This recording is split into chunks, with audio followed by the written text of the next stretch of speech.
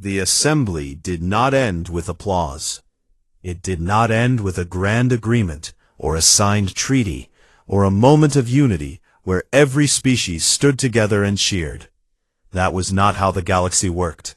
It ended the way most political gatherings ended, with arguments, and side meetings, and whispered deals in hallways, and delegates walking away with their minds only half changed. But something had shifted. Everyone in that room felt it, even the ones who did not want to admit it. The Velthari ambassador left the chamber without speaking to anyone, but he did not issue the threat he had been planning. The Krothi delegate punched a wall on his way out, but he did not call his fleet. The Orathi representative sent a message to her trading council that night, and the subject line read, "Recalculate everything. Do-hyun and his crew returned to Earth."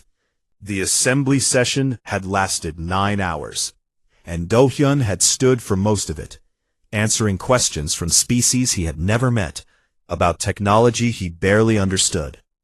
He was a captain, not a scientist. He knew what the devices did, because the dying civilization had shown him. But the deeper science, the physics and the biology and the mathematics behind it all, was beyond him. That was where Shuen Unji came in. Unji was 26 years old. She was a physicist at the Seoul Advanced Research Institute, and she had been studying theoretical energy systems since she was 19. She was small and quiet, with short hair and glasses that she pushed up her nose when she was thinking, which was almost always. She had published 3 papers before she turned 22, each one more brilliant than the last, and each one largely ignored by the scientific community because her ideas were too strange, too far ahead of what anyone else was working on. When the Hanul returned, and the news of the alien technology spread, Unji was sitting in her lab, eating a cold sandwich and reading a paper about dark energy fluctuations. Her phone buzzed. Then it buzzed again. Then it did not stop buzzing for 3 days. She was recruited by the United Fleet's Science Division within a week. They brought her to a secure facility where the objects from the Hanul's cargo bay had been stored, each one in its own sealed room, each one monitored by dozens of sensors and cameras.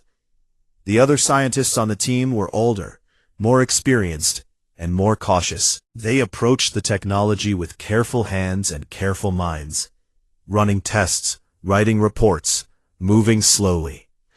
Unji did not move slowly. She walked into the room where the central device sat, the one with the living metal and the tiny crystals, and she stood in front of it for a long time. She did not touch it. She did not scan it. She just looked at it, the way a musician looks at an instrument they have never played, but somehow already understand. Then she sat down on the floor, crossed her legs, and began to think. She thought for 3 days. She barely ate. She barely slept. The other scientists brought her water and snacks and worried about her health. Sunho came to check on her twice, and both times she waved him away without looking up. She was deep inside her own mind, following threads of logic and intuition through a maze that no one else could see. On the 4th day, she stood up. She walked to the device. She placed both hands on its surface, and the device lit up. Not the way it had glowed before, soft and steady. This was different. This was bright. The crystals inside the device began to pulse rapidly, and the living metal shifted under her hands, reshaping itself, opening like a flower. The other scientists in the room backed away. Alarms went off. Security guards reached for their weapons. But Unji did not move. She stood perfectly still, her hands on the device, her eyes closed, and she breathed. The device opened fully, and inside, at its very core, was something no one had seen before. A map. Not a flat image or a hologram. A living 3-dimensional map made of light and crystal, floating in the air above the device like a tiny galaxy. It showed stars. Hundreds of them. Thousands. each one connected to the others by thin lines of gold light, forming a web that stretched across the room and beyond, as if the walls of the building could not contain it. Ah! Unji opened her eyes. She looked at the map, and she understood. These are not stars, she whispered. These are worlds, dying worlds, 1,000 of them, and the map is showing us where they are. She turned to the scientists behind her. Her face was pale, and her eyes were wide, but her voice was steady. The civilization that gave us this technology did not just give us tools, they gave us a mission. These worlds are out there, right now, dying the same way the Valthari colony world is dying. Poisoned, broken, running out of time. And the technology we have can save them. All of them. The room was silent. Sunho, who had been standing in the doorway, stepped forward. He looked at the map. He looked at the thousands of tiny lights, each one a world, each one a place where life was struggling to survive. And he said, very quietly, "Can we build more of the devices?" Unji nodded. The central device is not just a tool. It is a blueprint. It contains the instructions for building everything in this room. Every healing device, every ecosystem restorer, every energy generator. We can replicate them. Not quickly, and not easily, but we can do it. How many? Sunho asked. As many as we need. The news reached the Galactic Assembly 2 days later, and this time, the reaction was different. The Valthari ambassador requested a private meeting with Dohyun. It lasted 4 hours. When it was over, the ambassador walked out and announced that the Valthari Dominion would provide ships and crews to assist humanity's mission. He did not explain why. He did not need to. Everyone who had seen the image of his dying colony world, restored and green and alive, already knew. The Orathi Collective offered their trading routes. Every shipping lane, every cargo vessel, every supply chain they controlled, made available for the transport of devices and materials and personnel to the dying worlds. The Orathi representative said it was good business. But when she thought no one was watching, she pressed her small hand against her chest and closed her large dark eyes, and she breathed in a way that looked very much like gratitude. Even the Krathi sent word. Their message was short. We do not build, we do not heal, but we fight. If anyone tries to stop this, we will be there. It was the closest thing to kindness the Krathi had ever offered any species in galactic history. Humanity launched its fleet 6 months later. It was the largest fleet Earth had ever assembled, but it was not a war fleet. There were no warships, no weapons platforms, no battle cruisers. There were cargo ships loaded with replicated devices. There were medical vessels staffed with doctors and nurses and engineers from every country on Earth. There were science ships carrying researchers who had spent months learning to understand the alien technology and were now ready to teach others how to use it. And at the front of the fleet, leading the way, was the Hanel, repaired, refueled, and carrying its original crew. Dohyun stood on the bridge, his hands behind his back, just like the day the ship had first launched. Jiyeon stood beside him, right where she belonged. Sunho was in the engine room. Nayeon was in the medical bay. Miso was at the navigation console, plotting a course to the first dying world on the map. Unji was there too, in a small lab at the back of the ship, surrounded by screens and data and glowing crystals, already working on the next layer of the technology, already finding new possibilities hidden inside the gift that a dead civilization had left behind. The fleet moved out of Earth's orbit on a clear morning. The sun was bright, and the sky was full of stars, and the ships caught the light as they turned, one by one, toward the darkness beyond the solar system. On every world they passed, people watched. Human and alien, old and young, powerful and powerless.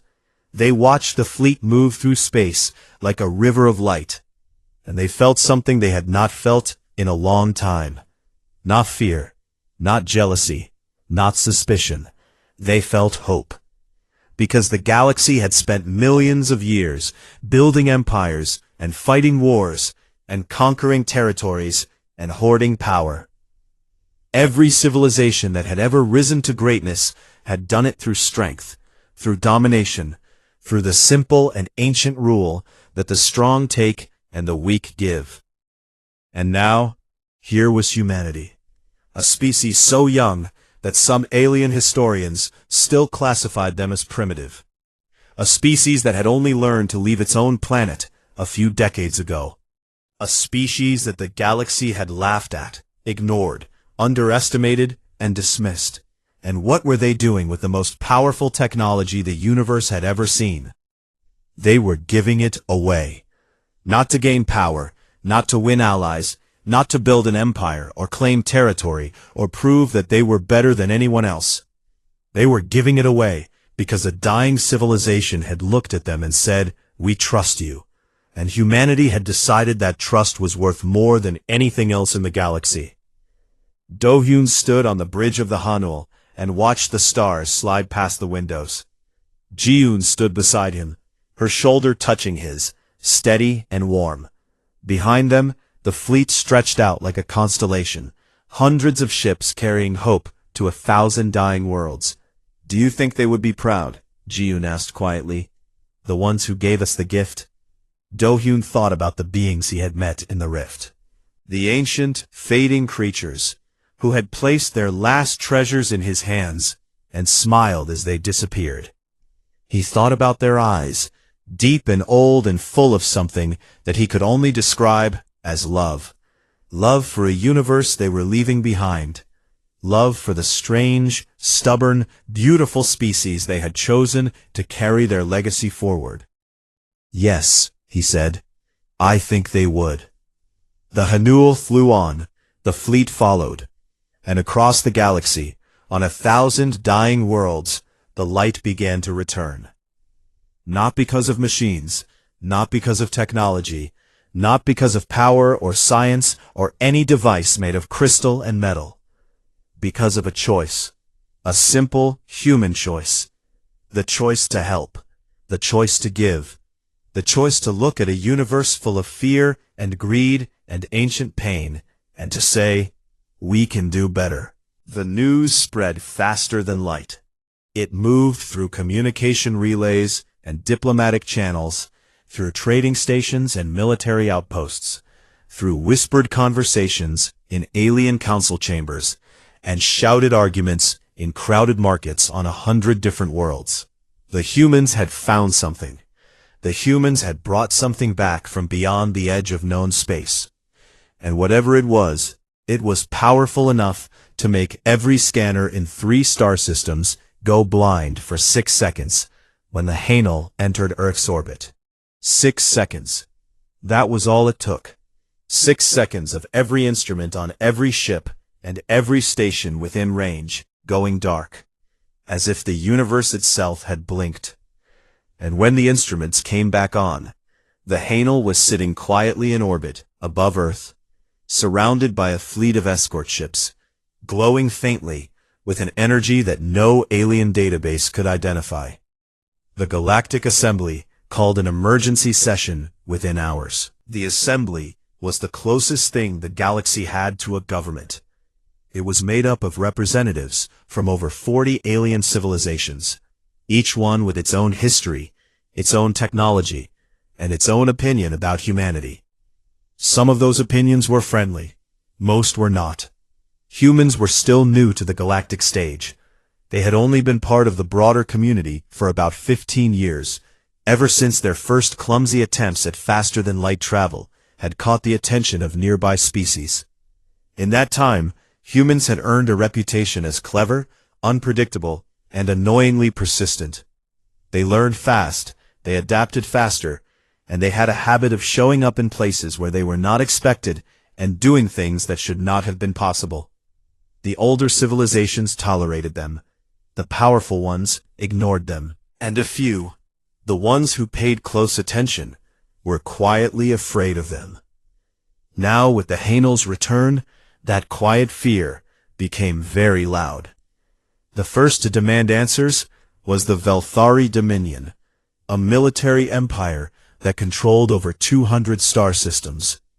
Their ambassador, a tall creature with silver skin and 4 arms, stood before the assembly and declared that humanity must immediately surrender whatever technology the Hainel had brought back. He said it was too dangerous for a species as young and reckless as humans to possess. He said the technology should be studied by the Assembly's Scientific Council and distributed fairly among all civilizations. The second to speak was the Orathi Collective, a trade federation that controlled most of the galaxy's shipping routes. Their representative, a small being with large dark eyes and a voice like running water, said something similar, but with different words. The Orathi did not care about danger. They cared about profit, and any technology that could generate limitless energy or heal entire ecosystems was worth more than every planet in their federation combined. The third to speak was the Krathi Union, a loose alliance of warrior species who respected strength above all else. Their delegate simply said, "If the humans have found a weapon, we want to know, and if they refuse to share it, we will take it."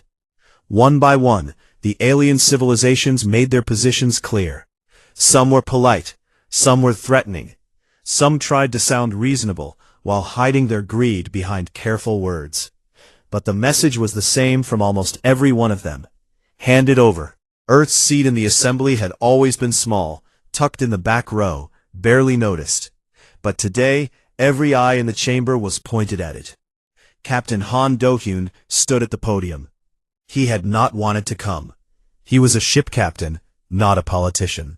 He was comfortable on a bridge, not in a chamber full of aliens who wanted to take what his crew had carried across the stars. But Jian had told him that he was the only one who could do this. He had been there. He had seen the dying civilization. He had received the gift from their hands. And when he spoke, people would hear the truth in his voice. So he stood at the podium, alone, wearing his old fleet uniform with the Hainel's patch on the shoulder, and he looked out at the assembly. He did not raise his voice. He did not make threats. He did not beg. He simply told them what had happened. He told them about the rift beyond the Oort cloud. He told them about the civilization that had existed for billions of years, longer than most of the species in this room had been alive, longer than some of their stars. He told them about the dying world, the fading light, the last moments of a people who had chosen to give everything they had to strangers they would never meet. He told them about the gift, the healing devices, the ecosystem restorers, the energy generators, the living crystal and the biomechanical structures, and the machines that were also alive.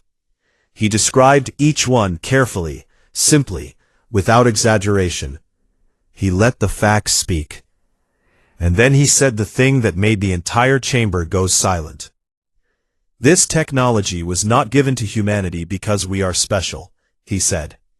It was given to us because we were there, because we were the ones who crossed the rift, because we were the ones who did not turn away when we found something strange and frightening in the dark. He paused. He looked around the room. But it was also given to us with a condition. Not a rule, not a contract, a trust.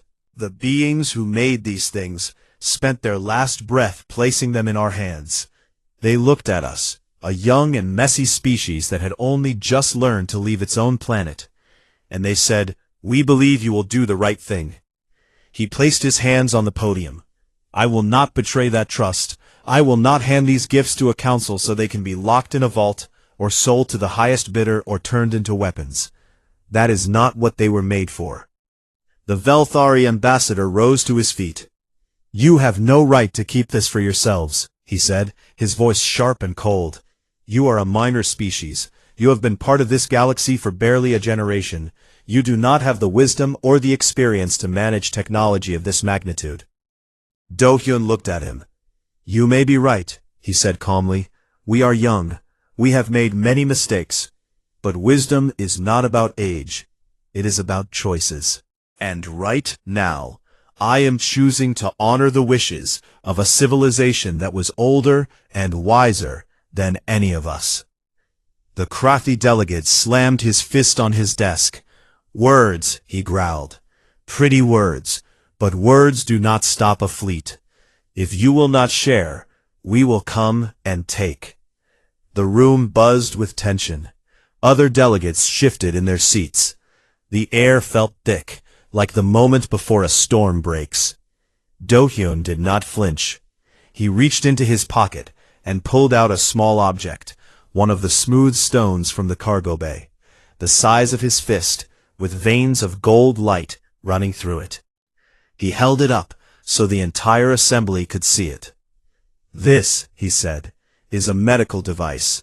It can heal any living creature, of any species, from any injury or disease. It works on Velfari tissue. It works on Orathi tissue. It works on Krathi tissue. It works on everything." He set it on the podium, "And this is what I am offering. Not surrender. Not submission. Partnership. Humanity will not give up these gifts. But we will use them. We will use them for everyone. Every species in this room. Every world that needs healing. Every ecosystem that is dying. Every child on every planet who is sick and does not need to be." He looked at the crothy delegate. "You said you would come and take. But what I am offering is something you cannot take by force. I am offering you a hand." The chamber was quiet. Not the quiet of agreement. Not yet. It was the quiet of people thinking, calculating, measuring. The aliens looked at each other. They looked at the small stone on the podium, glowing softly in the dim light of the assembly hall. Then Nayeon stepped forward. She had been standing behind Do-hyun waiting. She walked to the center of the floor, where a large screen displayed data for the assembly to see. She connected a small device to the screen, and an image appeared. A dying planet, with brown oceans and gray skies, and vast stretches of barren land where forests had once stood. It was a Velfari colony world, one of their oldest settlements, slowly choking on centuries of industrial pollution. "This world is dying," Nayeon said. Her voice was calm and clear. "Your own scientists have said it cannot be saved. They have given it 50 years before it becomes uninhabitable." She pressed a button. The screen changed. It showed the same planet, but different. The oceans were blue. The forests were green. The air was clean. The cities gleamed in the sunlight.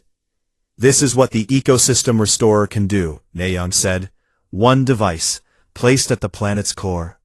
Within 5 years, the entire biosphere is repaired. The water is clean. The soil is alive. The air is breathable.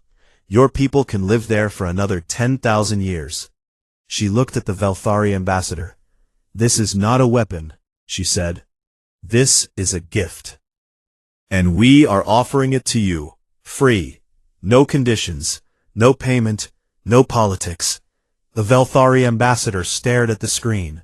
His forearms were still at his sides.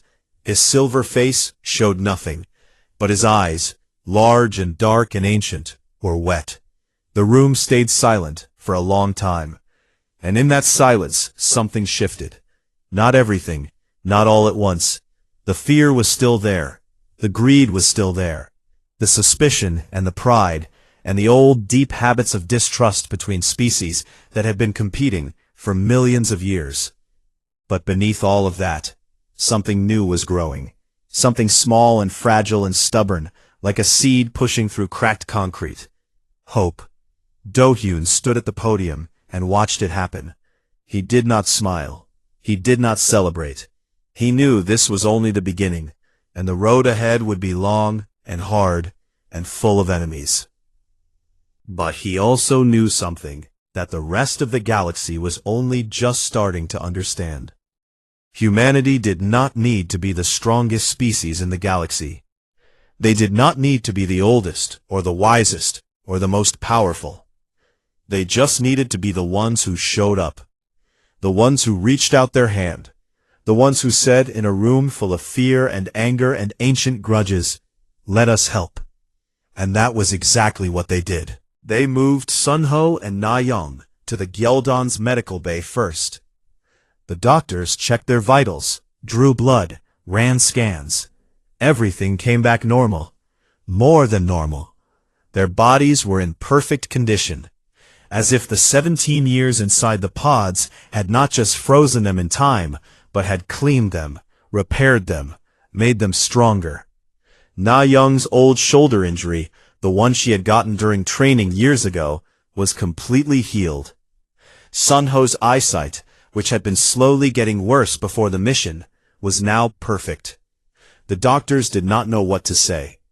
They wrote their reports carefully, using words like anomalous and unexplained. But what they really wanted to write was impossible. Do-hyun and the rest of the crew were moved next. All 12 of them showed the same results: perfect health, no aging, no damage. It was as if the pods had not just preserved them, but had rebuilt them from the inside. Ji-yoon sat with Do-hyun in a small room off the medical bay while he ate his first real meal in 17 years. He ate slowly, a bowl of rice and soup, and he closed his eyes with each bite, as if tasting food for the first time. Ji-yoon watched him and waited. She had waited 17 years. She could wait a little longer. When he finished, he set the bowl down and looked at her. "I need to show you something," he said. He led her back to the Hanwell. They walked through the ship's corridors, past the bridge and the crew quarters, past the lab and the engine room, until they reached the cargo bay at the very back. The sealed door stood in front of them, heavy and gray. But around its edges, a faint glow leaked through, soft and gold, like sunlight through a crack. Do-hyun placed his hand on the door. It opened. The cargo bay had been empty when the Hanwell left Earth. It was not empty now. The room was filled with objects, dozens of them, arranged on the floor and on the shelves and on the walls in a careful, deliberate pattern. They were not like anything Ji-yoon had ever seen. Some were small, the size of a fist, shaped like smooth stones with veins of light running through them. Some were larger, the size of a chair, made of a material that looked like glass but moved like water. And some were tall, reaching from the floor to the ceiling, shaped like trees made of crystal, with branches that glowed and pulsed in a slow, steady rhythm. At the center of it all was a device. It sat on a low platform, about the size of a table, and it was the most beautiful thing Ji-yoon had ever seen. It was made of something that looked like living metal, silver and warm, and embedded in its surface were hundreds of tiny crystals that shimmered like stars. The device hummed, not with electricity, not with any kind of energy Ji-yoon could name. It hummed with something else, something alive. "What is this?" Ji-yoon whispered. Do-hyun stood beside her, his face lit by the glow. "When we crossed the Oort cloud," he said slowly, "we entered something. A rift, a tear in space. We did not see it coming. One moment we were flying through empty space, and the next we were somewhere else." He paused. He was choosing his words carefully, the way he always did. "The place we entered was not a star system. It was not a galaxy. It was something older, something that existed before the universe was the way it is now. And there was a civilization there, a very old civilization. They had been alive for billions of years, longer than most stars." Ji-yoon stared at him. She did not interrupt. "They were dying," Do-hyun continued. "Not from war, not from disease. They were simply reaching the end of their existence, the way a candle burns down to nothing. They had known for a long time." He touched the central device gently, almost the way you would touch a sleeping child. They had spent their final centuries building this, all of this. Their entire knowledge, their technology, their understanding of the universe, everything they had ever learned in billions of years of existence, they put into these objects.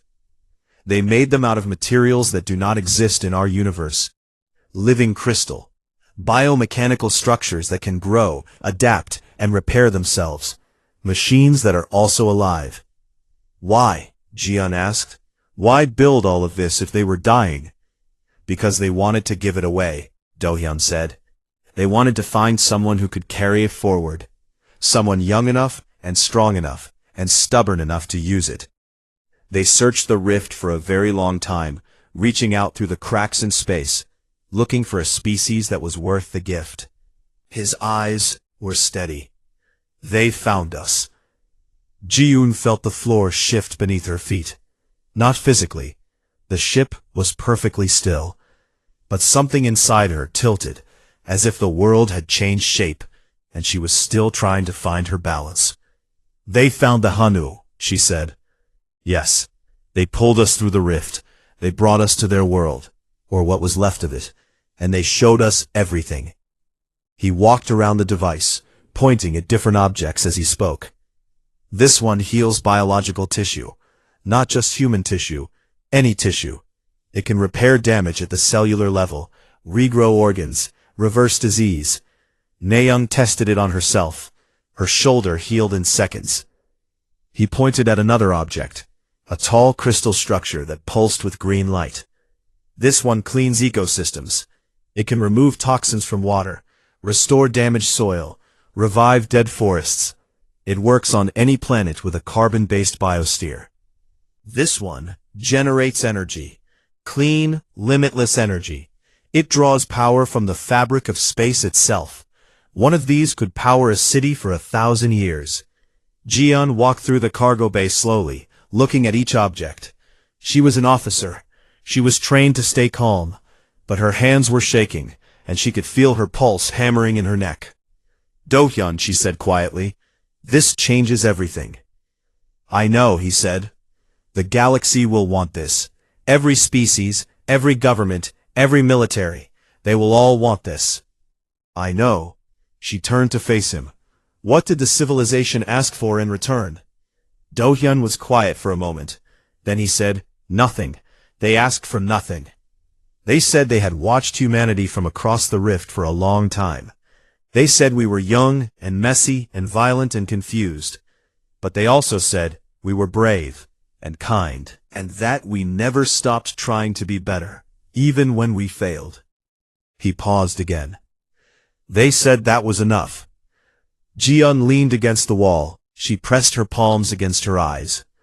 She stayed like that for a long time, breathing slowly, letting the weight of what she had just heard settle into her mind. Sun-ho appeared in the doorway. He had followed them from the medical bay, unable to stay away.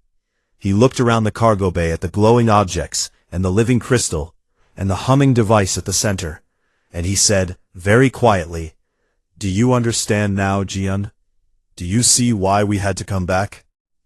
She dropped her hands. She looked at him. Yes, she said. I see.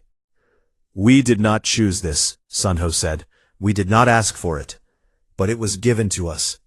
And the beings who gave it to us are gone now. They faded away the same day they placed the last crystal in the last device.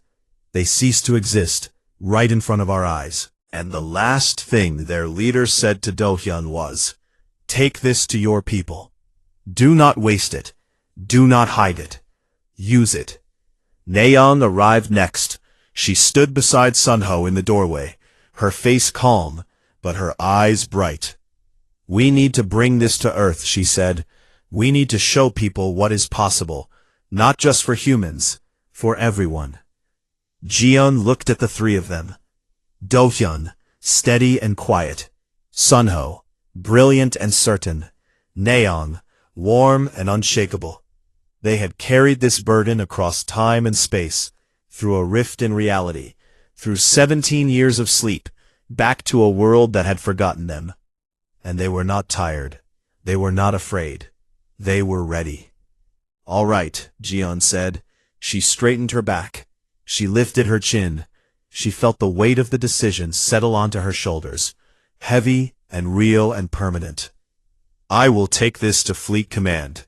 I will make them listen. But I need you to understand something first. She looked at each of them in turn. The moment the galaxy learns what we have, everything changes. There will be people who want to take it, people who want to control it, people who want to destroy it because they are afraid of what it means. This will not be easy. It will not be safe. Dahu nodded. We know. Sunho nodded. We are ready. Nayoung smiled, just a little. We did not survive a dying civilization and a 17-year sleep to be afraid of politicians. Jian almost laughed. Almost. Instead, she turned to the communication panel on the wall and opened a channel to the Gyoldan. This is Commander Yoon Jian, she said. Set a course for Earth, maximum speed, and tell Fleet Command to clear a landing bay. We are bringing something home. She closed the channel and looked back at the cargo bay, at the impossible, beautiful, terrifying gifts that a dead civilization had left for humanity. The galaxy was not ready for this. But humanity was. The signal did not stop. It burns through every scanner on every station within 2 light years. And within an hour, the entire United Fleet knew something was happening at the edge of the solar system. Something big. Something unexplainable. Ji-Yun stood at her console, watching the readings scroll across the screen in lines of bright blue light. The energy signature was enormous. It was not coming from one point. It was spreading, like a wave, rippling outward from somewhere deep beyond the Oort cloud. And at the center of that wave, moving slowly toward the inner solar system, was a shape. A solid, metallic shape, roughly 200 meters long, the exact size of the Hanul. Within 3 hours, the United Fleet Command had assembled an emergency council. Admirals, scientists, and diplomats filled a room on Earth, arguing over what to do. Some said it was a weapon. Some said it was an alien ship using a human disguise. Some said it was a trap. One admiral, a thin man with a loud voice, said they should destroy it immediately before it got any closer. Ji-Yoon was not invited to the meeting. She was still considered a low-ranking officer at an outpost station. But she did not need an invitation. She had already requested a ship. Her request was denied. Then she requested again, and again. She contacted every officer she had ever served with. She called in every favor she had ever earned.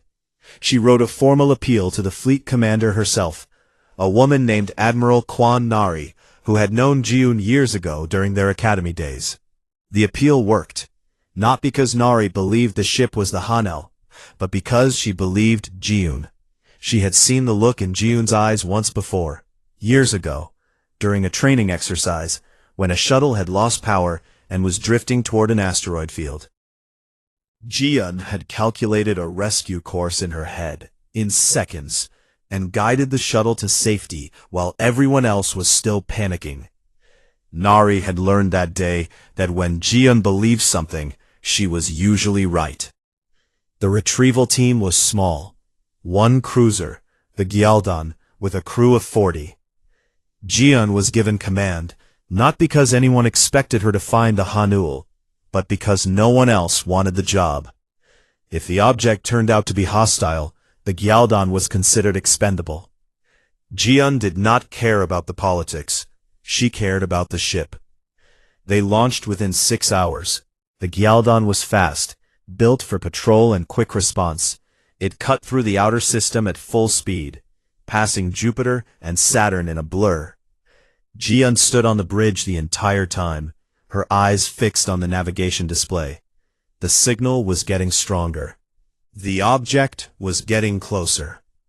When they reached the edge of the Oort cloud, the crew of the Gyoldan saw it for the first time, and every single one of them went quiet.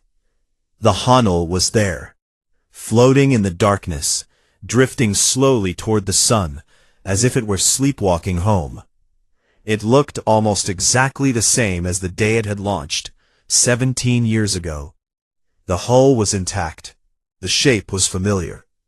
The identification markings on the side were still visible, faded but readable. But something was different.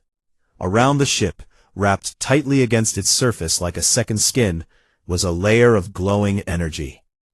It shimmered in colors that had no name, shifting between blue and gold and something deeper, something that seemed to exist just beyond the edge of human vision. It pulsed slowly, like a heartbeat.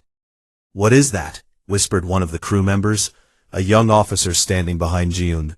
And for the first time in 17 years, she smiled. The Gyolldan approached carefully. Ji-yoon ordered the crew to keep their weapons powered down and their shields at minimum. She did not want the Hanul to think they were a threat. She did not know if the ship could think. She did not know anything about what had happened to it. But she trusted her instincts, and her instincts told her to be gentle. At 100 meters, the energy field around the Hanul flickered, then it dimmed. Then, slowly, like a curtain being drawn back, it faded completely, leaving the ship bare and exposed in the starlight, as if it were saying, "Come closer. It is safe." Ji-yoon led the boarding team herself. She took 10 people, all volunteers. They wore full environment suits and carried medical equipment, scanning devices, and emergency rations. They crossed the gap between the two ships in a shuttle, and when they landed on the Hanul's docking port, the door opened by itself. No code needed. No override required. The ship's interior was dark but warm. The air was clean. The lights came on as they walked, one section at a time, as if the ship was waking up to greet them. Ji-yeon's boots echoed on the metal floor, and the sound felt familiar, like walking through a house she had left years ago. They found the crew in the main hold, all 12 of them, lying in stasis pods arranged in a neat circle on the floor. The pods were not human technology. They were made of something smooth and white, like polished bone, and they hummed with a low, steady sound that vibrated in the chest. Each pod had a small window on top, and through the glass, Ji-yeon could see the faces of the people she had been searching for. They were alive, all of them. Their faces were calm and still, as if they were sleeping, and they had not aged. Do-hyun looked exactly the way he had looked 17 years ago, standing on the bridge of the Hanel on launch day. Ji-yeon knelt beside his pod. She placed her hand on the smooth surface. It was warm under her fingers, warmer than the air around it, as if something inside was keeping him safe. She looked at his face through the glass, and 17 years of searching, of loneliness, of people telling her to give up, pressed against her chest like a weight she had been carrying without knowing it. She pressed her forehead against the pod and closed her eyes. She stayed there for a long time, breathing slowly, feeling the gentle hum of the machine travel through her skin and into her bones. The other members of the boarding team stood around her in silence. None of them spoke. None of them needed to. After a while, Ji-yeon stood up. She wiped her face, she straightened her uniform, and she said in a voice that was steady and clear, "Begin the wake-up procedure. Start with the engineer and the medic. They will know what to do." Bae Sun-ho woke first. The pod opened with a soft hiss, and his eyes fluttered, then focused. He looked up at Ji-yeon, and for a moment he did not seem to recognize her. Then his brow creased, and he said, in a voice rough from years of silence, "Ji-yeon, how long?" 17 years, she said. He stared at her. Then he looked down at his own hands, turning them over slowly, as if checking that they were real. "It felt like a week," he whispered. Ko Nayeon woke next. She was calmer, the way she always was. She sat up slowly, looked around the room, and said, "Are we home?" "Almost," Ji-yeon said. "We are near the Oort cloud." Nayeon nodded. Then she looked at the other pods. "Wake them all," she said. "They need to eat, and they need to tell you what we found." Ji-yeon looked at her. "What did you find?" Nayeon's eyes were steady, but there was something behind them. Something bright and quiet and enormous, like a fire seen through thick glass. She took a slow breath and said, "Everything. The word hung in the air between them. Ji-yoon wanted to ask more. She wanted to sit Na-young down and ask 100 questions. But she was a soldier before she was anything else, and she knew that some answers took time. So she nodded and gave the order to wake the rest of the crew. One by one the pods opened. One by one the crew of the Hanul sat up, blinking in the light, looking at faces they did not recognize, and a ship that smelled different than they remembered. They were confused, disoriented, and weak, but they were alive. When Do-hyun finally woke, he looked at Ji-yoon and said nothing for a long time. He just looked at her, as if he were reading every year she had spent waiting for him. Then he reached out and took her hand, and he said, quietly, "Thank you for not giving up." Ji-yoon held his hand. She did not trust herself to speak, so she just nodded. Around them, the crew of the Gildan helped the Hanul survivors to their feet. They wrapped blankets around their shoulders. They gave them water. They spoke to them softly, the way you speak to people who have been lost in the dark for a very long time and have just found their way back to the light. And in the cargo bay of the Hanul, behind a sealed door that none of the boarding team had opened yet, something glowed, something hummed, something waited. The crew of the Hanul had gone into the unknown, and they had brought something back, something that the galaxy was not ready for. The ship was called the Hanel, and it was the pride of the United Earth Fleet. It was not the biggest ship humanity had ever built, and it was not the fastest, but it was special. It was the first deep space exploration vessel designed to travel beyond the edge of the solar system and into the unknown darkness that lay past the Oort cloud. It carried 12 crew members, a lab full of equipment that had taken years to build, and enough supplies to last 5 years in deep space. And on the day it launched, the entire world watched. Captain Han Do-hyun stood on the bridge that morning with his hands behind his back and his eyes on the stars. He was a tall man with a calm face and steady hands. He did not smile much, but when he did, it made the people around him feel safe.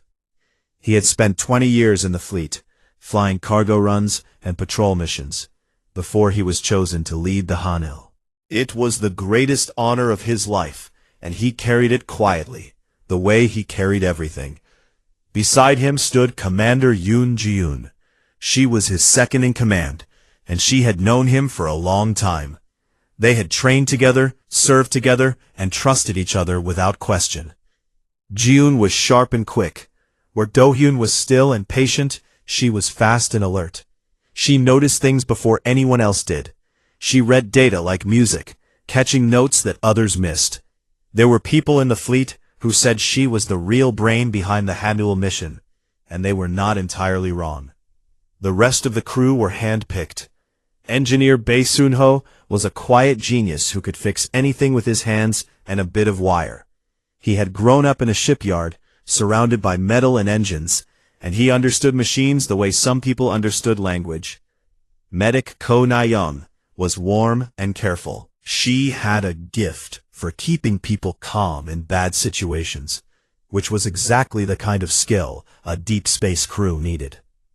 Navigation Officer Park Mi-so was young and brilliant, barely 30, with a mind that could calculate distances and angles faster than the ship's own computer. Communications Officer Cho Tae-sun had a deep voice and a deeper patience, perfect for the long silences of space. There were 6 others on board, each one selected for their skill and temperament.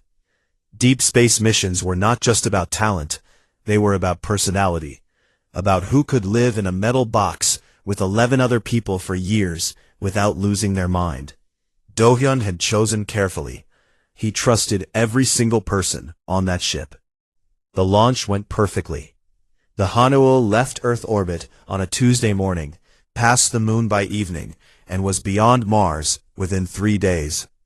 The crew settled into their routines. Sun-ho checked the engines. Na-young set up her medical bay. Mi-so plotted their course to the Oort cloud. Tae-soon sent regular reports back to Earth, his calm voice filling the communication channels with updates and data. For 3 months, everything was normal. The ship moved smoothly through the outer solar system. The crew ate meals together, ran experiments, and watched old movies on the common room screen. They talked about their families and their lives. They laughed. They argued over small things and forgot about them quickly. It was, by all accounts, a good mission. Then, on day 94, the Haenel reached the edge of the Oort cloud, and things changed.